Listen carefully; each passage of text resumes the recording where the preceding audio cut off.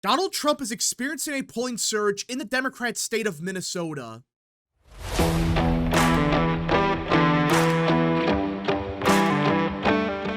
What is up, people of the internet? It is me, Real American, back again with a new video, and today we have to talk about the 2024 presidential election because we have brand new polling out of Minnesota, and it is not good for Harris whatsoever. Now, I'm not saying that Trump's going to win Minnesota because, quite frankly, that's still crazy to say, but in under 1 month, Harris's lead in Minnesota, a Democrat state, has been cut in half. And I'm not talking about, her lead went down from 2% to 1%. No, I'm talking about last month, she was leading by 10 points. This month, post-convention, post-picking Tim Walz as a VP, she's up by only 5. Yeah, a 5-point swing in 1 month. And this comes from SurveyUSA, who back in 2020, they were spot on in Minnesota. Like, in some states, they're off by a couple points, but for whatever reason, they're basically spot on with their polling out of Minnesota. I don't know why, but they said that Trump was going to lose by 6 or 5. He lost by 7. So that they were right on the money with their margin for Biden. So if they have Trump going from losing by 10 to losing by 5 in 1 month, we're not talking about a poll from 7 months ago. This is today. This is a poll from today and a poll from just a month ago. That's significant, and that's after the convention. That's after they picked Tim Walz, the supposedly well-liked governor of Minnesota. Yeah, after all of that, Harris's lead has gone down. So let's get into it. After what many people consider a successful Democratic National Convention in Chicago, where Vice President Kamala Harris and Governor Tim Walz launched their campaign as running mates, our new SurveyUSA poll shows Harris's lead in Minnesota cut in half from a month ago. Isn't that kind of weird they phrase it like that? Oh, they had a successful Democratic National Convention. But by the way, our own poll shows her lead in Minnesota has been cut in half in just 1 month. According to our poll, Harris now leads Republican Donald Trump by 5 points, 48% to 43%, with 4% preferring another candidate and 5% undecided. Last month, Harris, in her first appearance in our poll as the Democratic presidential nominee, had a 10-point lead, 50% to 40%. So it wasn't just Harris went down by 2 points, Trump went up by 3. This is post-convention. Like, we're not talking about something that happened 3 months ago. It happened a week ago. So theoretically, she should be getting way better polling. But right now, she's not. And in most polls, in fact, it's the opposite. She's not getting a convention bump. She's actually getting a convention slump. Think about that for a second. If this was happening to Trump where his polling numbers crashed by 5 points in 1 month, everyone would be making a big deal about it. Look at this new poll. Kamala Harris surges despite Trump having the convention a day ago. Everyone would lose their minds. But for whatever reason, they're not making a big deal about this. It is a big deal. You go from Harris plus 10 in 1 month to Harris plus 5 the next month. And that's after she picked Tim Walz as her VP. So this argument that, well, actually, it's only one poll, it doesn't really matter, that's bullcrap. Because remember the Florida polling? 2 polls were dropped that had Trump up by only 3. And everyone was saying Florida is now competitive. Right? But this poll apparently doesn't matter. Oh, it swung 5 points towards Trump in 1 month and this is Minnesota. It doesn't matter. Yes, it does. This is post-convention. This is post-picking Tim Walz. And this is the surge she's getting out of Minnesota? I think you see in the national polls that Kamala Harris is getting sort of a post-convention bump. Bullcrap. Absolute bullcrap. Look at the polling. Before the convention, it was Harris plus 1.7. Post-convention, a week after, it's Harris plus 1.8. And that's with some very questionable polls like Morning Consult, like Reuters having Harris plus 4.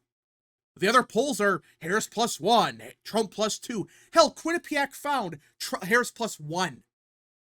So there's no proof of a Harris surge. In fact, in most polls, actually, I should say most, but some polls, they're finding Trump's gone up. So what the hell is this guy talking about? Brian McClung, who is the communications director for former Republican Governor Tim Pawlenty. What the hell is he talking about? That there's a Harris bump. This poll you're talking about found the complete opposite. So the opposite has occurred in your SurveyUSA poll, but I think this is where we expect the race to be. So what are you talking about? If the opposite occurred in the SurveyUSA poll, what the hell is this guy talking about? Harris is getting a post-convention bump, but your poll is finding the complete opposite. Where's the bump at? I'm very curious. Where? Because right now the polls are only Harris +2, which is basically the same as it was pre-convention. And that's with some very bad polls like Reuters finding Harris +4. Where's the convention bump? I don't get it, but either way, this poll has Trump doing 5 points better post-convention. Former Minnesota DFL party chair Mike Erlandson agrees, saying the 10-point lead for Harris last month might have been the result of excitement about a shakeup in the race, with President Biden dropping out. I said this a month ago, and I was called crazy, delusional, I was coping about the race. But now you have the former chair of the Democrat Party of Minnesota now admitting, yeah, the 10-point lead for Harris last month, that was because of an excitement surge. That's it. So, we were right. We were right to say that surge Harris got last month and in early August was not because she was doing 30 points better with independents. It was because there was an excitement surge. A bunch of Democrats that were not enthusiastic about Joe whatsoever, they finally realized, oh, wait a minute, we got rid of Biden, and now we got Kamala Harris? Hell yeah. Well, we're going to vote for her now. And they had this ridiculous surge in enthusiasm that didn't last. That's what they're admitting here. So you're telling me that the former party chair can say this, of the Democrat Party of Minnesota, and they're right? No one's going to question this. But anyone else that suggested this a month ago was called crazy.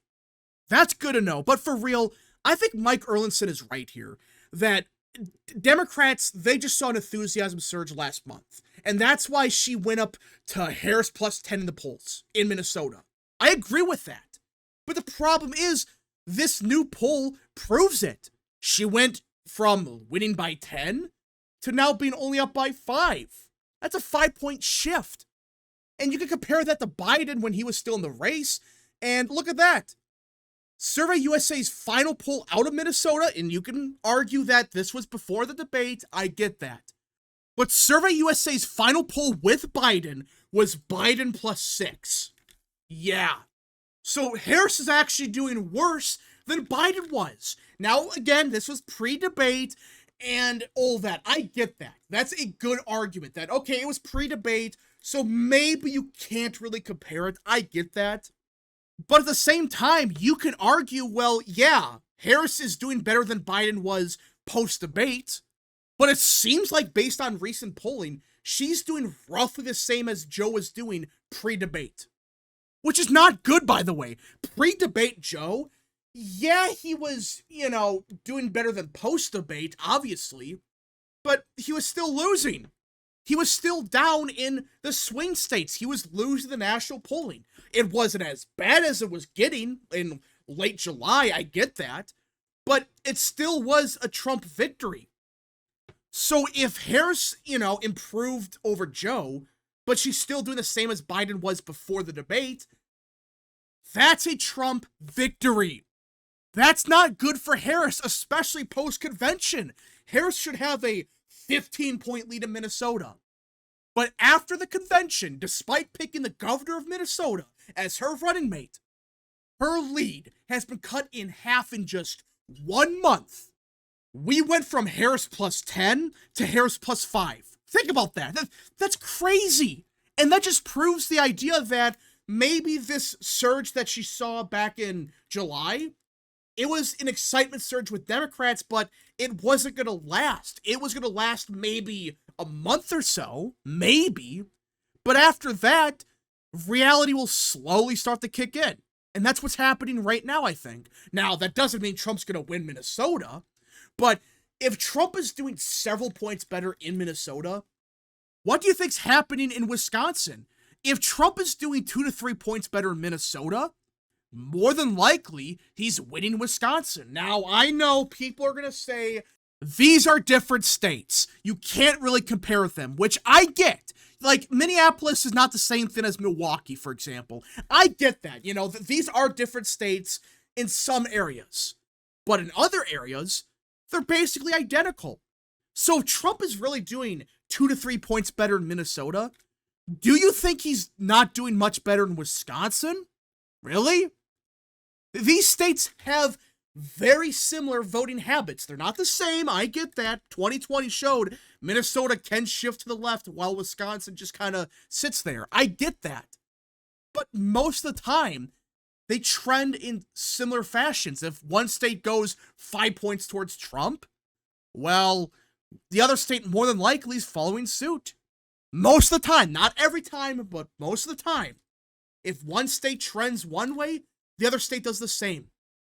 We just got to see. It could be different this cycle. Maybe it's because Harris is doing worse in Minneapolis because of the Muslim vote. I get that, but I don't know if that's going to impact the race as much as some people claim it will. Because there still are key demographics that if Trump's doing better in Minnesota with, he's doing better in Wisconsin with them. That's a fact.